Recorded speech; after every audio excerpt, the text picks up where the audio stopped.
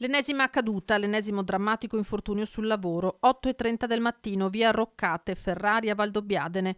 Un operaio di 45 anni del luogo, intento ai lavori di ampliamento di un'abitazione privata, è precipitato da un'impalcatura cadendo a terra da un'altezza di 5 metri.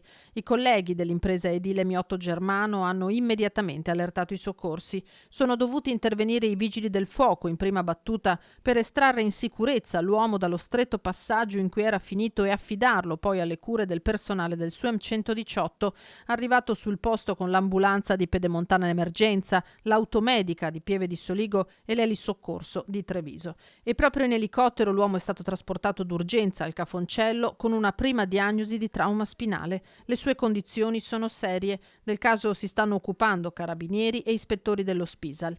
All'indomani della 74esima giornata nazionale per le vittime degli incidenti sul lavoro, la Marca registra dunque un nuovo infortunio che fa lanciare una volta ancora ai sindacati l'appello alle aziende per una formazione continua dei lavoratori in materia di sicurezza.